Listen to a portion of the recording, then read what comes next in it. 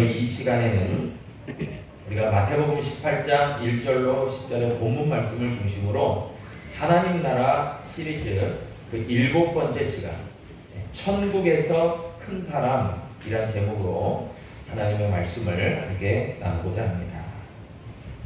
큰 사람 하면 여러분 어떤 이미지가 떠오르십니까? 첫 번째 그림 한번 띄워주실래요?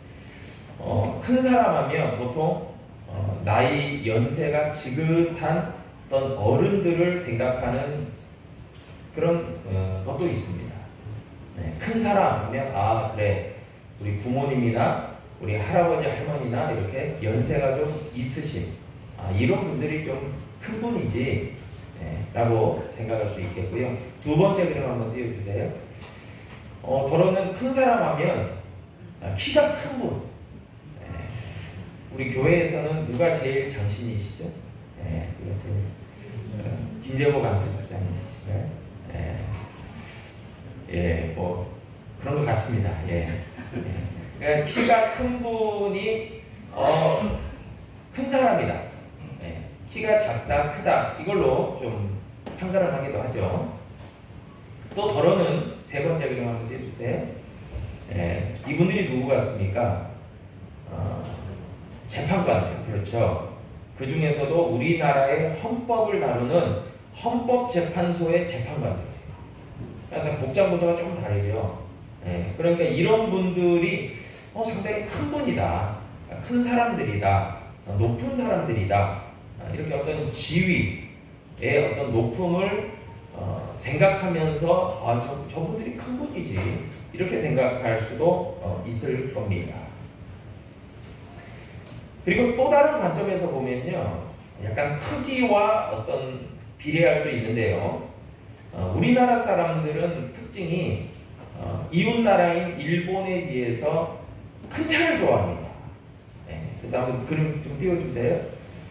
좀 아담한 사이즈의 경차가 있고요. 그리고 대형 사이즈의 좀 대형 차들이 있습니다. 뭐 각자 선호에 따라서 또 어떤 형편에 따라서 각자 소유하는 자동차들이 다를 것입니다. 그러나 대체적으로 우리나라 사람들은 소형차보다는 큰 차를 선호해요. 좋아 보이기도 하고 넓고 크니까요. 그리고 거주하는 집의 형태도 보면은 소형주택이 있고 혹시 이런 소형주택에 지금 살고 계시는 분 계신가요? 제가 신방했는데 한 분도 없어요. 주로 아파트.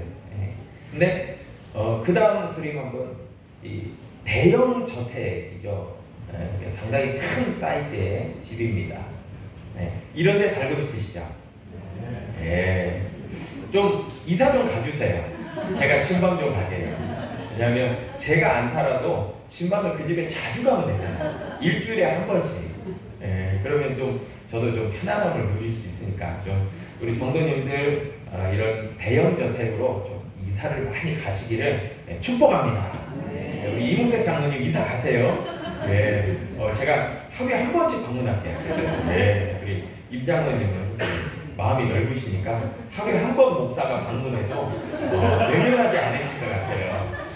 초인종. 근데 초인종이 이제 없어질 수도 있어요. 장로님 뛰어버릴 수 있습니다. 농담이고요. 그래서 우리나라 사람들은 이렇게 좀 큰 것을 좋아합니다. 그런데 오늘 본문에 보면은 예수님께서 제자들이 와서 이제 물어보는 거예요. 예수님, 선생님, 천국에서는 누가 큽니까? 라고 질문을 한 겁니다. 천국에서는 누가 가장 높은 사람이죠? 라고 물어본 거예요. 여러분, 우리나라 사람들은 특징이 있는 것 같습니다. 몇 명만 모여도요, 서열을 정해요. 우리나라 사람들이 참 서열 정하는 거 좋아합니다. 누가 먼저냐, 누가 나중이냐, 그리고 대표자를 그 중에서 또 뽑고, 그리고 높은가를 가립니다. 그래야 편한가 봐요. 분명히 질서를 정하고, 그리고 일을 효과적으로 진행하기 위해서 필요한 부분이기도 하지만, 누가 더 높냐, 그러지 못한가를 따지는 것은 불필요할 경우들이 의외로 많습니다. 굳이 그럴 필요 없거든요. 그냥 다 같이 협력해서 일을 하면 되는데 누가 더 장이냐, 그러지 못하느냐를 따지는 경우가 많죠. 아마도 예수님의 12제자들 중에서도 분명히 그렇게 높고 낮음을 서열을 따졌을 것이라고 짐작합니다. 우리가 생각하는 대로요, 그 제자 서열의 첫 번째는 누구가 해당될까요? 누굴 것 같습니까? 도마입니까? 그죠? 우리가 생각하는 그 사람입니다. 베드로죠. 그러면 두 번째, 세 번째는 누굴까요? 예수님의 양옆에 서고 싶었던 세베대의 아들, 두 아들이었던 야고보와 요한일 겁니다. 그럼 네 번째는 누굴까요? 제가 생각해 봤어요. 누굴까? 누가 더 예수님의 눈에 들려고 했을까를 생각해 보면 가룟 유다가 생각이 나요. 왜냐하면 욕심이 있으니까 배신감을 가지는 부분이 있었겠고, 또한 가룟 유다의 어떤 직책이 재정 담당이에요. 전대를 맡았다 했어요. 그러니까 아마 서열상 따지면 네 번째가 가룟 유다가 아니었을까라고 제 개인적으로 한번 추측해 봅니다. 그런데 오늘 본문을 통해서 예수님께서는요, 천국 백성들이 하나님 나라 천국 시민권자들이 이러하다라고 이야기를 해주시는 거예요. 제자들의 질문을 받고 말이에요. 그러면서 한 예를 먼저 드십니다. 오늘 본문 말씀 마태복음 18장 2절에 보니까요, 뭐라고 이야기합니까? 예수께서 한 어린아이를 불러 그들 가운데 세우셨다. 이 어린아이를, 한 어린아이를 제자들 중에 세우고요, 이 어린아이가 이제 예시입니다. 예시. 그러시면서 3절과 4절의 말씀을 이어가십니다. 뭐라고 말씀하시냐면, 이르시되 진실로 너희에게 이르노니 너희가 돌이켜 어린아이들과 같이 되지 아니하면 결단코 천국에 들어가지 못하리라. 그러므로 누구든지 이 어린아이와 같이 자기를 낮추는 사람이 천국에서 큰 자니라 라고 예수님 말씀해 주셨습니다. 참 예수님은요, 부교재를 참 사용을 잘하신 것 같아요. 예수님은 비유로도 얘기를 많이 하시고 부교재로도 참 많이 사용하시고, 또 여러 가지를 이해타당하게 또 주변의 어떤 것을 활용해서 설명을 참 잘하셨어요. 좀 위대한 어떤 선생님이에요, 예수님. 그런데 3절과 4절에 보니까 어린아이가 천국에서 큰 자라고 얘기하시는데, 여러분 그런다고 오해하지 마십시오. 그러면 우리 교회에서 영유아들이 우리 교회에서도 가장 큰 자일까요?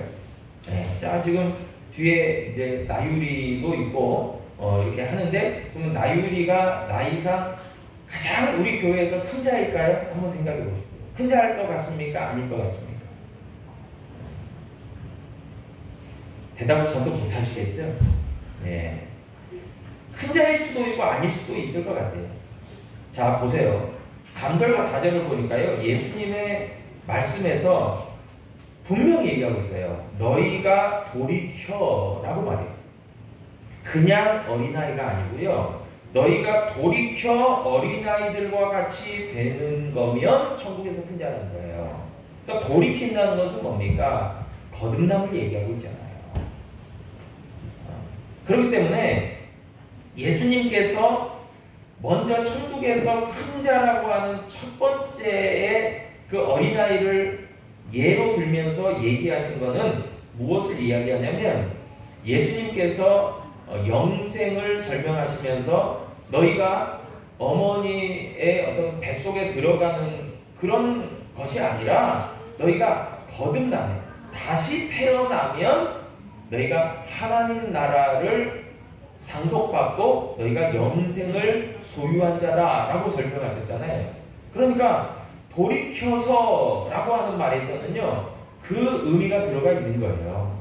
우리가 다시 태어나면, 영적으로 다시 새롭게 되어지면 그게 이제 어린아이의 특징이라고 이제 연결시켜 주신 거예요, 예수님. 또한 두 번째는 누구든지 이 어린아이와 같이 자기를 낮추는 사람. 그러니까 어린아이들은 대부분 이런 생각을 하잖아요. 키로 봐도 어른들이 있으니까 나는 좀 낮고, 그리고 나이도 어리니까 나는 좀 낮고, 그리고 나는 아직 지식적으로도 많이 뭐 이렇게 배우지 못했으니까 나는 낮고, 뭐 이렇게 생각들을 주로 하지 않습니까? 그러니까 그런 겸손을 얘기하는 거죠. 그러니까 예수님께서 지금 어린아이라고 얘기한 것은 두 가지 의미가 있는 거예요. 영적으로는 다시 태어남, 거듭남, 그리고 두 번째는 하나님이 생각하시는 그리스도의 겸손, 그것을 갖춘 자들이 바로 천국에서 큰 자라고 얘기를 하시는 거예요. 그러면서 베드로전서 우리가 2절을 보면 다음과 같이 얘기합니다. 그러면 이 어린아이들은 어떤 어린아이들이냐? 갓난아기들 같이 순전하고 신령한 젖을 사모하라. 이는 그로 말미암아 너희로 구원에 이르도록 자라게 하려 함이라 얘기하죠. 여러분, 어린아이들의 특징을 예수님께서 얘기하신 특징 중에 하나가 갓난아기들 같이 순전하고 순전하다. 여러분, 순전하고라는 말은요, 풀었으면 순수하고 깨끗하다 그런 뜻입니다. 그러니까 세상에 더러움이 묻지 않은, 때묻지 않은 순수함이 있는, 그게 순전함이에요. 그런 아이들의 이야기를 지금 하고 계시고요.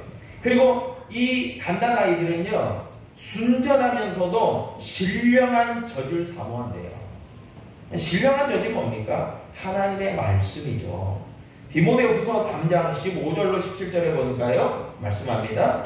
또 어려서부터 성경을 알았나니 성경은 능히 너로 하여금 그리스도 예수 안에 있는 믿음으로 말미암아 구원에 이르는 지혜가 있게 하느니라.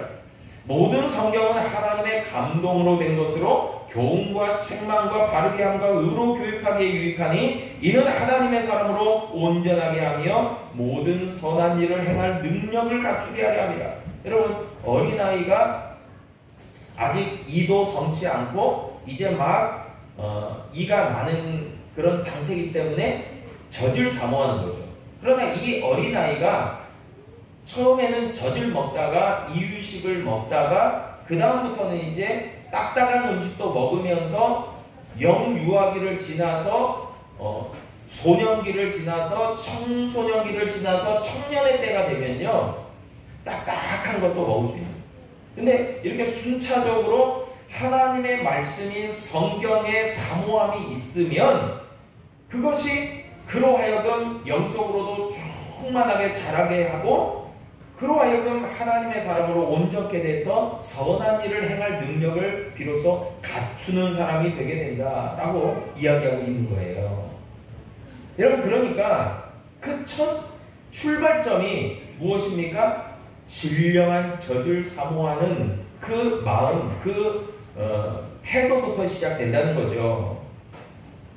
여러분, 그런 의미에서 우리가 천국에서 큰 자가 되기 위해서는 시작점부터 중요한데 하나님의 말씀인 신령한 젖을 사모하는 사람이 되므로 말미암아 하나님의 말씀을 항상 가까이 하고 하나님의 말씀을 읽고 듣고 묵상하고 암송하고 또한 하나님의 말씀을 전하는 사람으로 성장하고 성숙하게 되어진다라고 우리가 생각할 수 있는 거예요. 여러분, 예수님께서는 그런 의미에서 제자들에게 어린아이를 예로 들은 것은 저들의 거듭남, 그리고 저들의 순전함, 저들의 신령한 젖을 사모하는 마음, 겸손함, 낮출 줄 아는 이런 것들을 종합해서 어린아이를 예로 드신 거예요.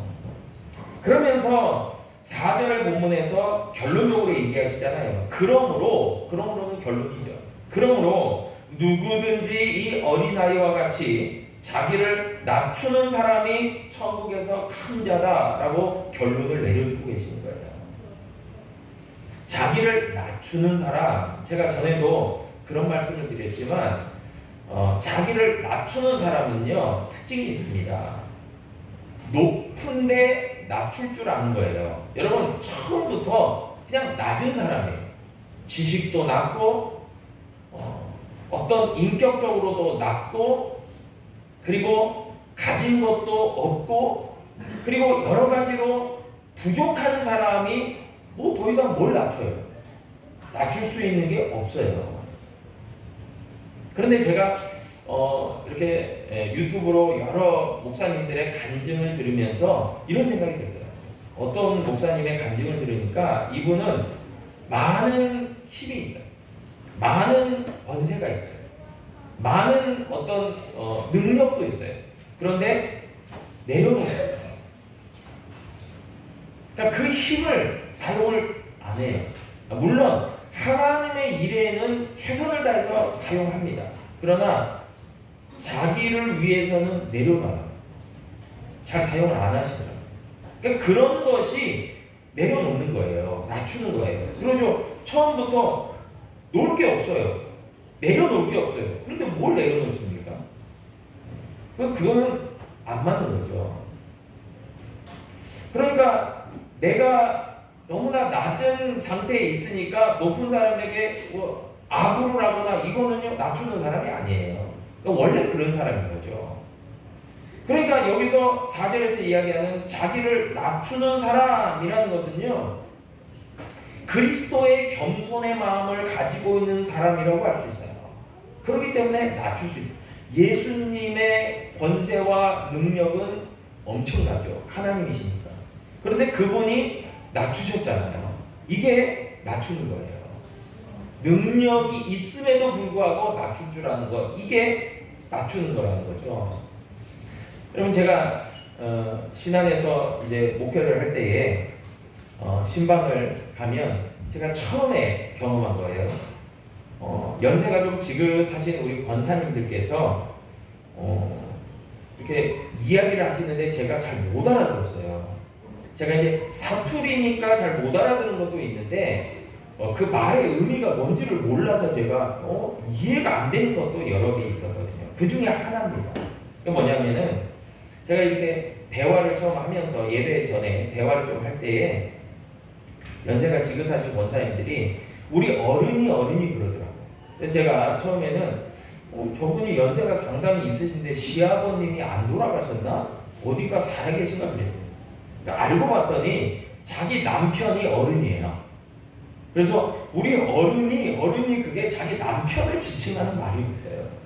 그래서 나중에 알고 제가 참 재밌다. 그래서 저희 집에서도 저희 아내가 어른이 해주기를 좀 바라는 마음이 있었어요. 네, 제가 이제 밖에 나가서 일을 보다가 딱 들어오면 어른 오셨습니까? 이렇게 해주기를 바란다. 그냥 한번 생각해 봤다 이거예요. 예, 뭐 그렇게 불러달라고 한 게 아니고요. 근데 재밌더라고요. 어떻게 남편을 가리켜서 우리 어른이 이렇게 하셨다 이렇게 하더라고요. 그걸 보면서 제가 느낀 게 상당히 가부장적 상황이구나 환경이구나 제가 그걸 느끼게 되는데요. 여러분 어른 큰 자라고 하면 여러분 대체적으로 이런 어떤 이미지가 좀 쉽게 떠오르지 않습니까? 목은 곧게 정말 이렇게 막 의시되듯이 펴고 손은 등 뒤로 딱 이렇게 마주 잡고 있고 입으로는 하면서 헛기침을 하고 또 어느 집에 가든지 이리 오너라 하면서 아랫사람 대하듯이 이렇게 부르는 그런 모습이 좀 상상이 되지 않습니까? 우리가 그럴 수도 있죠. 그런데 예수님께서는요 자기를 낮추는 어린아이와 같이 자기를 낮추는 사람이 천국에서 큰 자다 라고 이야기하셨습니다. 그것에 가장 적합한 성경 구절은 당연히 빌립보서 2장의 말씀일 겁니다. 빌립보서 2장 5절로 8절에 보니까요 뭐라고 이야기합니까? 그리스도의 겸손을 나타내고 설명하면서 너희 안에 이 마음을 품어라. 곧 그리스도 예수의 마음이니 그는 근본 하나님의 본체시나 하나님과 동등됨을 취할 것으로 여기지 아니하시고 오히려 자기를 비워 종의 형체를 가지사 사람들과 같이 되셨고 사람의 모양으로 나타나사 자기를 낮추시고 죽기까지 복종하셨으니 곧 십자가의 죽으심이라 말씀합니다. 빌립보서를 새벽기도회 가운데서 말씀을 묵상하고 있어서 새벽기도회에 참석하신 분들은 아마 들으셨을 겁니다. 제가 이 본문을 가지고 이야기를 하면서 사도 바울이 빌립보 성도들을 향해서 너희는 이와 같은 마음을 가져라. 그것이 바로 그리스도 예수의 마음이다. 라고 하면서 겸손의 마음을 설명하는데 사도 바울은 뭐라고 얘기했습니까? 예수님이야말로 하나님이시다. 하나님과 동등되신 분이다. 본체가 하나님이시다. 그런데 오히려 자기를 비워서 낮췄다 그 말이겠죠. 비워서 종의 형체 즉 사람들과 같이 되셨다. 종의 형체인 사람의 모양으로 이 땅 가운데 태어나셨다라고 이야기합니다. 그것이야말로 자기를 낮추시고 죽기까지 십자가에 복종하시는 그 모습이 그리스도의 겸손이죠. 여러분 예수님의 성육신과 예수님의 십자가의 죽으심이야말로 가장 위대한 겸손이죠. 그것을 우리는 성경을 통해서 확인하게 되어집니다. 여러분 그렇기 때문에 예수님이 지금 오늘 본문 말씀 마태복음 18장에서 이야기하시는 누가 천국에서 가장 큰 자가 될 거냐 어린아이와 같이 자기를 낮추는 자다라고 얘기하시는 결국 자기 얘기를 하시는 거예요. 나는 지금 이렇게 육신을 입고 이 땅 가운데 왔고 십자가를 향해서 가고 있다. 지금 자기 얘기하시는 거예요. 그런데 그와 같이 되셨어요. 빌립보서 2장 9절로 11절에 보니까 그렇게 겸손하신 예수님, 십자가에 죽기까지 하신 예수님, 그 예수님을 하나님께서는 빌립보서 2장 9절로 이해해 보니까 이러므로 뭡니까? 그렇게 하셨기 때문에 하나님의 역사는 이렇게 결론 내려졌다는 거예요. 하나님이 그를 지극히 높여 모든 이름 위에 뛰어난 이름을 주사 하늘에 있는 자들과 땅에 있는 자들과 땅 아래에 있는 자들로 모든 무릎을 예수의 이름에 꿇게 하시고 모든 입으로 예수 그리스도를 주라시나여 하나님 아버지께 영광을 돌리게 하셨느니라. 아멘. 여러분 분명히 원인이 있으면 과정이 지나서 결과가 맺어지죠. 예수님의 겸손은요 위대한 하나님의 영광으로 나타나게 그리스도의 영광으로 나타내셨다는 것을 분명히 성경은 우리에게 말씀해 주고 있어요. 그렇기 때문에요 우리 믿음의 성도들이 지향해야 되는 그 천국에서의 높은 자, 여러분 지금 제자들이 이런 질문을 왜 했겠습니까? 굉장히 궁금한 거예요. 이 땅을 살아가면서도 높아지기를 원하지만 천국에 가서도 높아지기를 원했던 거예요. 그렇기 때문에 예수님 앞에 누가 천국에서 큰 자입니까? 그러면 지금부터 뭔가 열심히 하려고 이렇게 한 거죠. 그렇기 때문에 누가 천국에서 큽니까? 라고 질문한 거예요. 그런데 역으로 예수님께서는요 어린아이를 동원해서 그것이 아니다. 너희들이 생각하는 그 높음이 아니다. 네. 여러분 우스갯소리로 요즘 아빠들이 남편들이 집에서 서열이 제일 끝이라고 그러죠. 예. 누가 가장 서열 1위입니까? 단연 엄마입니다. 왜냐하면 애들도요 집에 오자마자 아빠 안 찾아요. 엄마는요 이러십니다. 그냥 밥 주니까요. 예. 엄마가 서열이 제일 높고요. 그 다음으로 이제 뭐 아들 딸이고요. 그 다음이 애완동물입니다. 제일 마지막이 아빠예요. 남편이에요. 왜 한국 사회가 이렇게 됐을까요? 네, 굉장히 못마땅한데요. 여러분 그런데 저는 한번 생각해 봤어요.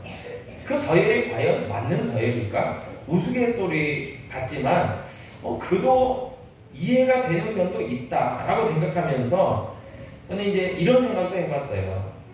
그래, 아빠들이 단연 서열 1등이 되는 그런 방법이 있겠네요. 네. 뭡니까?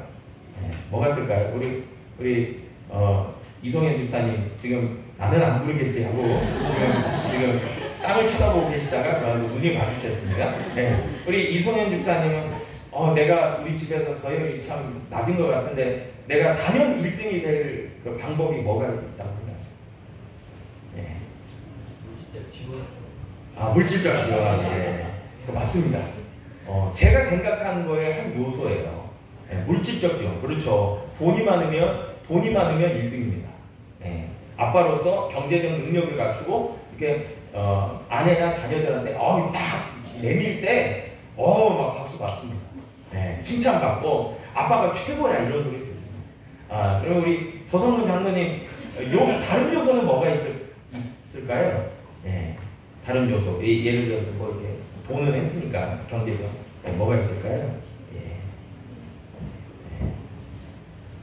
하나님 말씀으로 애들 다니는 야, 이 장로님 나오는데 정답이에요. 네, 그러니까 우리 서장로님께서 가장으로서 장로님으로서 내가 이렇게 하나님 말씀으로 잘 이렇게 하는 것 그 정답이죠. 당연하죠. 예. 근데 제가 또 생각하는 것 중에 하나는 뭐냐면요. 이거예요. 가장 빠지면 안 되는 사람이 되어버린 거예요. 예를 들어서 그 사람이 빠지면 일이 안 돼요. 그 사람이 없으면 가정이 안 돌아가요. 그 사람이 없으면 근데요 그런 일들이요 굳은 일이더라고요. 굳은 일, 네. 청소, 빨래, 음식 여러분 이런 것들 다 굳은 일들인데 이것이 없으면 가정이 안 돌아가요. 필수 요원이 되는 거죠.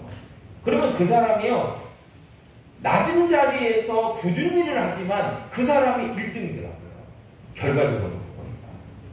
여러분 그런 의미에서 저는요 정말 우리 교회도 우리 광주 은혜교회도 누가 큰 자일까? 여러분 서열상으로 높고 낮고 이런 걸 다 떠나서 누가 가장 중요한 사람일까? 이거 조금 개념을 바꿔서 누가 중요한 사람일까? 누가 필요한 사람일까? 누가 귀한 사람일까를 생각해 보면요 정말 필요한 사람, 굳은 일을 하는 사람, 정말 누구도 돌아보지 않지만 그 일을 감당함으로 많은 사람에게 유익을 주는 사람이 생각이 나더라고요.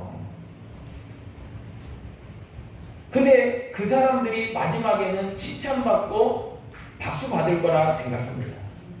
누가복음 14장 11절에 보니까요. 무릇 자기를 높이는 자는 낮아지고 자기를 낮추는 자는 높아지리라. 잠언 3장 34절에서도요. 진실로 그는 거만한 자를 비웃으시며 겸손한 자에게 은혜를 베푸시나니 라고 얘기합니다. 여러분 그래요. 하나님께서는요. 낮은 자리지만 굳은 일이지만 어린아이와 같이 거듭나고 겸손하고 순전한 그리고 신령한 젖을 사모하고 나보다 남을 낮게 여기고 그런 그리스도의 마음 그 헌신과 희생의 마음을 가지고 필요한 곳에서 굳은 일을 기꺼이 감당하는 수많은 높은 자들을 하나님은 귀하게 여기신다는 거예요. 그리고 그들이 세상 가운데서는 평가와 어떤 것에서는 기준에서는 낮은 자의 모습을 취할지 몰라도 하늘나라 하나님 나라 천국에서는 가장 높은 자리에 서 있을 줄로 믿습니다. 왜요? 예수님이 그런 분이셨기 때문에. 예수님이 그런 분이셨기 때문에 하나님 보좌 우편에 계시는데 예수님도 그런 사람을 주목하시는 거죠. 그리고 가장 높은 자리에 앉히시는 거죠. 가장 다른 일을 위해서 희생하고 헌신하고 또 사랑을 베풀고 필요한 일을 감당한 사람 말이에요.